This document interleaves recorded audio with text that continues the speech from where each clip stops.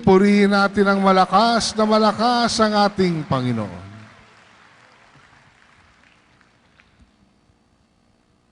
Brothers and sisters, tonight's healing message is taken from the letter of James, chapter 1, verses 2 to 8.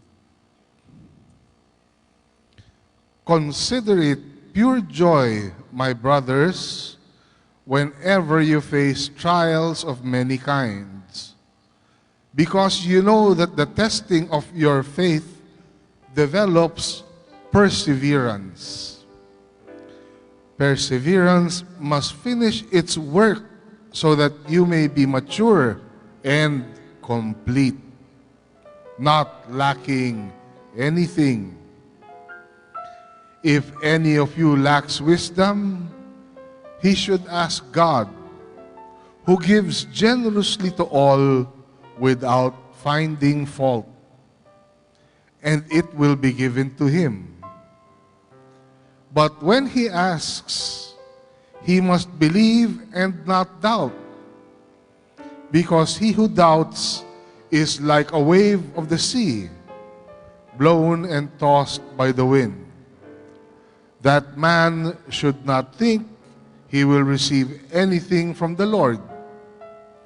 He is a double-minded man, unstable in all he does. Glory to God. Glory to Christ Jesus. Mga kapatid, magala kayo kapag kayo'y dumaranas ng iba't ibang pagsubok, sapagkat alam ninyo na lalong magiging matatag ang inyong pananampalataya matapos ninyong pagtagumpayan ang mga pagsubok na iyan. At dapat kayong magpakatatag hanggang wakas upang kayo'y maging ganap at walang pagkukulang. Ngunit kung kulang ng karunungan ang sino man sa inyo, humingi siya sa Diyos at siya'y bibigyan.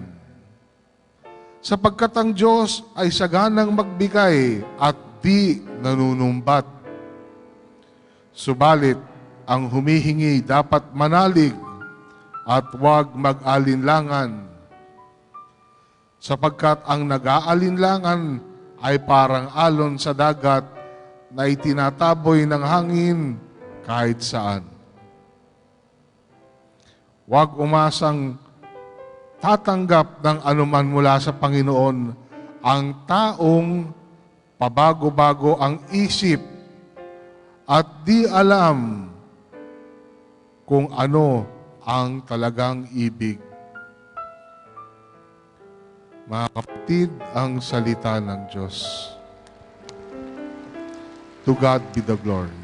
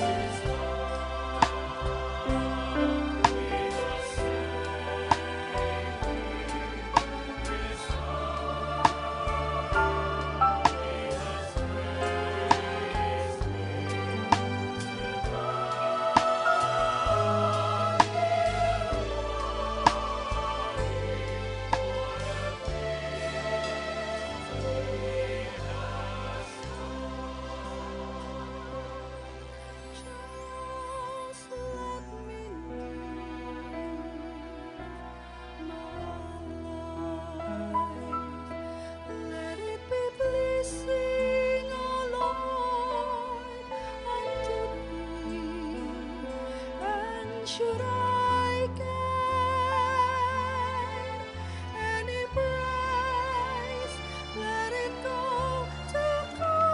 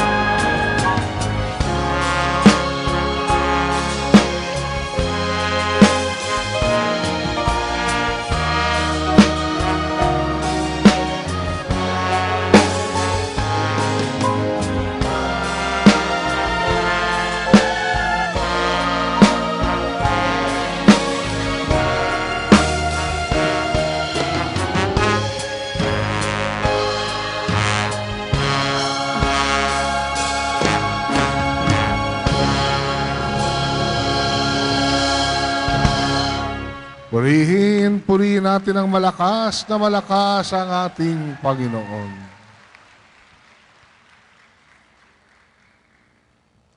Mga kapatid, isang maganda at pinagpalang gabi sa inyong lahat.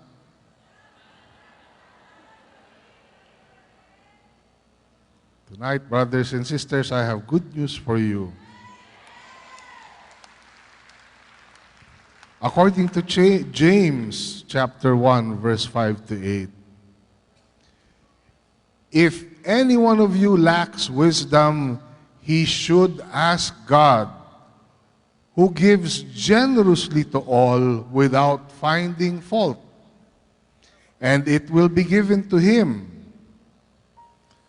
But when he asks, he must believe and not doubt, because he who doubts is like a wave of the sea, blown and tossed by the wind. That man should not think he will receive anything from the Lord.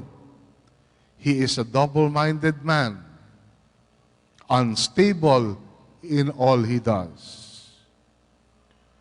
Ngunit kung kulang ng karunungan ang sino man sa inyo, humingi siya sa Diyos at siya'y bibigyan. Sapagkat ang Diyos ay saganang magbigay at di nanunumbat. Subalit ang humihingi dapat manalig at huwag mag-alinlangan. Sapagkat ang nag-aalinlangan ay parang alon sa dagat na itinataboy ng hangin kahit saan. Huwag umasang tatanggap ng anuman mula sa Panginoon ang taong pabago-bago ang isip at di alam kung ano ang talagang ibig. Purihin natin ang Diyos, purihin natin ang ating Panginoon. Now you have heard it been said, and it is written in the Bible, brothers and sisters, that without faith, it is impossible to please God. Amen? Ngayon, ang sinasabi dito, ang taong pabago-bago ang isip, hindi matatanggap ang kanyang hinihingi sa Panginoon. So kayo, pabago-bago ba ang isip ninyo? You see, brothers and sisters, God wants your complete faith. Ayaw ng Diyos na maging superstitious kayo. Ano ba sa Tagalog yung superstitious? Mapamahiin. Ha? Sino ang mga dalaga dito, itaas ang kamay. Ay, walang mga dalaga. Walang dalaga. O, sige. I was going to make another example. An example, but I'll make another example. Ano na lang. Hindi, maganda kasi dalaga eh. Mas maganda dalaga. Di ba? Yung mga mapamahiin ang pinag-uusapan natin eh. Ayaw ng Diyos na maging mapamahiin kayo. Ang gusto ng Diyos, sa Kanya lang kayo magtiwala. At ibibigay ng Diyos ang kahit anong gusto ninyo. Ngunit ang dalaga, pumunta sa manghuhula, nagpabasa ng baraha, at nagtanong, ikakasal na nga ba ako this year? Yan. Ganyan, or hindi, wag na lang yun. Nagbabasa sila ng, they turn to the occult. Nagbabasa ng horoscope. Alam niyo yung horoscope? Ako Capricorn. Pero hindi ko sinasabing naniniwala ako sa horoscope. Ayan. Ayaw ng Diyos na maging mapamahiin kayo. Oh. Kaya ang gusto niya, sa Kanya lang kayo aasa. At hindi lang basta umaasa, hindi kayo nagdududa. At ang kahit anong hingin ninyo, pag kayo'y hindi nagdududa, ibibigay niya. Ngunit, pumapalakpak kayo kaagad, ha? Ngunit, sa oras na nagduda kayo, hindi nyo matatanggap ang hinihingi ninyo. Naiintindihan nyo ba?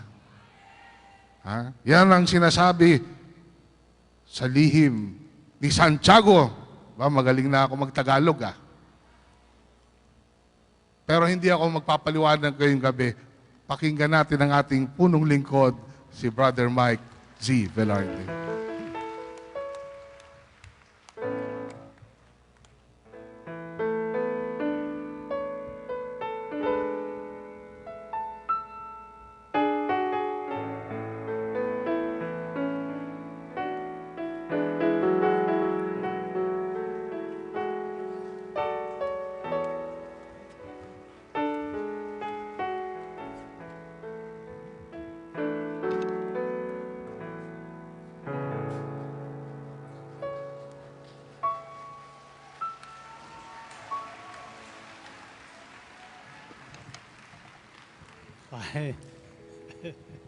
Pioneer partner. Find your